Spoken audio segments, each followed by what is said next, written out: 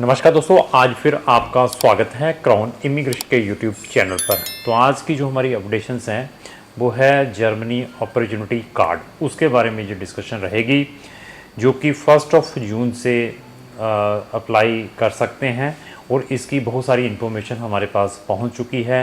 आप कैसे अप्लाई करना है, क्या क्या फॉर्मेलिटीज़ है, वो क्राउन इमिग्रेशन आपको उसमें असिस्ट कर सकता है। क्राउन इमिग्रेशन जर्मनी में नंबर ऑफ़ स्टूडेंट्स को वहाँ की एक्सक्लूसिवली पब्लिक यूनिवर्सिटीज़ में भेजती है, जहाँ की कोई भी ट्यूशन फ़ीस नहीं है।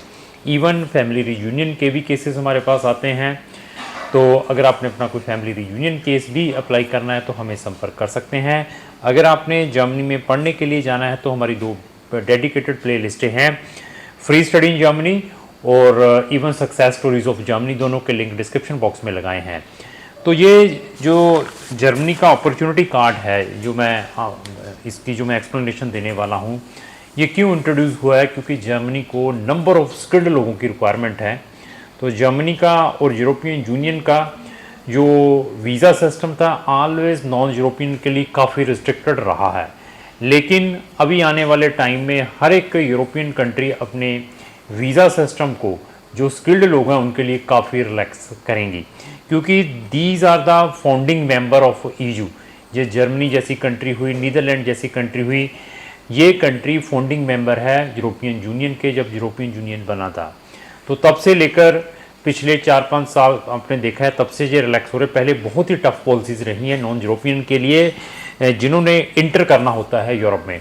तो अगर जो फाउंडिंग मेंबर अपनी जो स्किल्ड जो इमिग्रेशन एक्ट को रिलैक्स करते हैं, तो इसको जो अनदर शेंगन कंट्री है उसको भी फॉलो करते हैं। तो आने वाले टाइम में ये दिस इज़ माय प्रजम्पशन, और भी ऐसे ही जो कंट्रीज़ हैं यूरोप के अंदर 29 शेंगन कंट्रीज़ हैं, वो भी अपनी स्किल्ड इमिग्रेशन को काफ़ी रिलैक्स करेंगे। तो अभी इसका 1 साल का वीज़ा मिलेगा आपको, और 1 साल के वीज़ा में आप अपनी स्पाउस को भी साथ में अकम्पनी कर सकते हैं। आपको पार्ट टाइम वर्क भी अलाउ है। This is a plus point, क्योंकि पहले 6 मंथ का जॉब सीकर वीज़ा मिलता था। तो this is a very good option है उन लोगों के लिए जो स्किल्ड हैं, जिनके पास डिग्री हैं, जहाँ जिनके पास वोकेशनल 2 इयर्स का सर्टिफिकेट है या डिप्लोमा है, वो इसको अप्लाई कर सकते हैं, जिसको हम जर्मनी अपॉर्चुनिटी कार्ड कहते हैं। तो इसके लिए एलिजिबिलिटी क्या है उसको मैं स्टेप बाय स्टेप डिस्कस करूँगा। तो इसके अंदर 5 एट्रीब्यूट्स हैं। इन 5 एट्रीब्यूट्स में आपने 6 पॉइंट लेने हैं।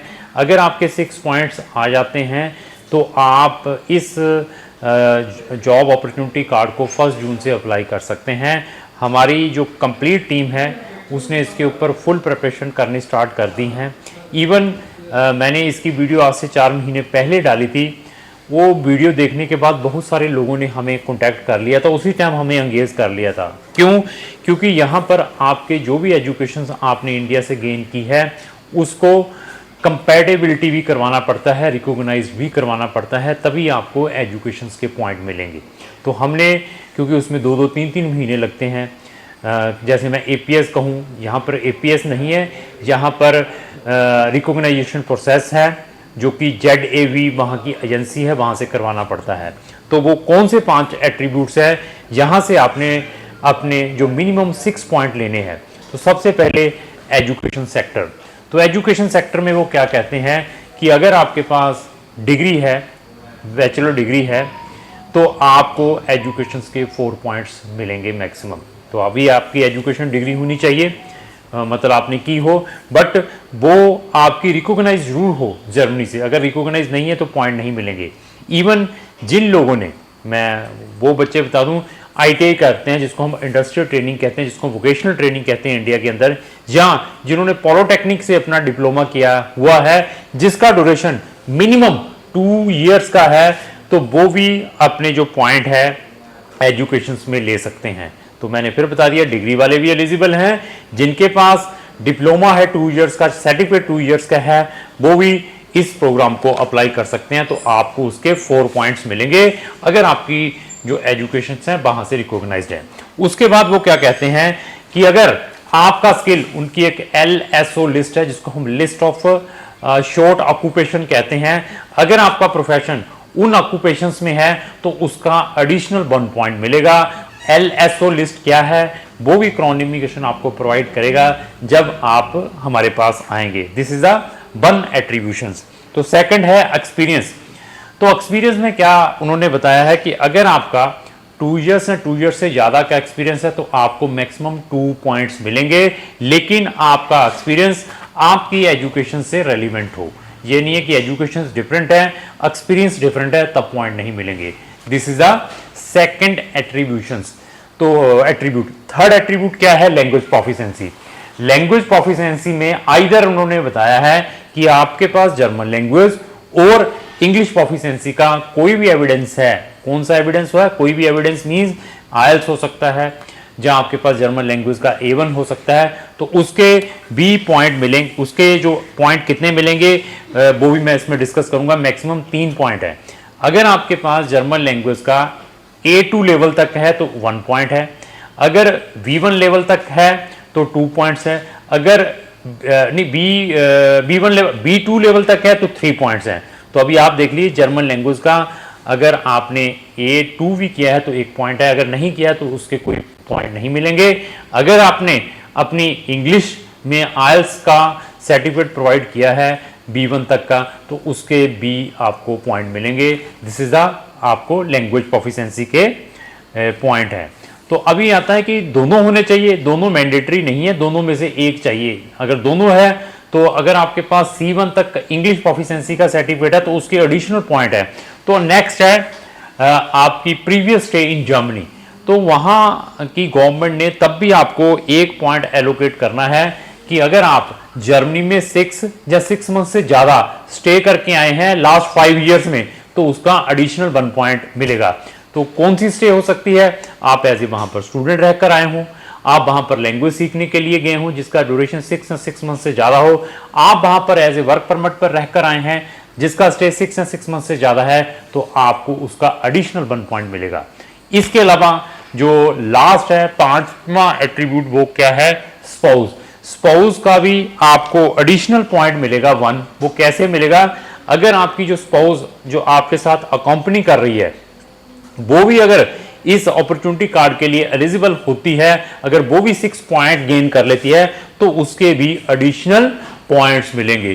तो मिनिमम आपने 6 पॉइंट्स लेने हैं इन डिफरेंट एट्रीब्यूट से।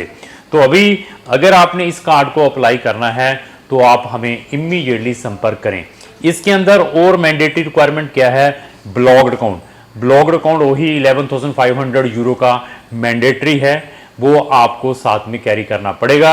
अगर आपकी स्पाउस भी साथ में कंपनी करती है तो उसका भी आपको ब्लॉग्ड अकाउंट भी खुलवाना पड़ेगा। तो ये जो जॉब अपॉर्चुनिटी कार्ड है वहाँ की जर्मन गवर्नमेंट ने निकाला है, विदाउट एम्प्लॉयर है, कोई भी पर्सन इसको अप्लाई कर सकता है। लेकिन मैं आपकी प्रोफाइल, आपका एज फैक्टर देखने के बाद बताऊंगा कि अगर आपकी एज 45 से ज़्यादा है या 45 की है, मुझे मालूम है कि इस वाले केस को वहाँ पर जो वीज़ा ये मिलना बहुत डिफ़िकल्ट रहेगा।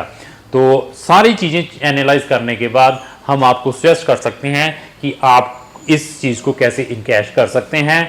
आप ये सर्विस हमारी वर्ल्ड वाइड कंट्री से ले सकते हैं by sitting anywhere in India. हम आपको ये ऑनलाइन सर्विस भी प्रोवाइड कर सकते हैं। आइदर आपने हमारी पार्ट में सर्विस लेनी है, आप चाहते हैं कि हमने सिर्फ आपसे रिकॉग्नाइजेशन प्रोसेस के लिए ही सर्विस लेनी है, वो सर्विस भी आपको मिल सकती है। आप चाहते हैं कि आपने सिर्फ हमें वीज़ा अपॉइंटमेंट में हेल्प करनी है, उसमें भी हम आपकी हेल्प कर सकते हैं। आप चाहते हैं कि हम सिर्फ आपकी वीज़ा फाइलिंग में हेल्प करें, उसमें भी क्राउन इमिग्रेशन आपकी हेल्प कर सकती है। अगेन डिपेंड, आप चाहते हैं कि आप कंप्रहेंसिवली कंप्लीट सर्विस चाहते हैं तो वो भी आपको मिल सकती है।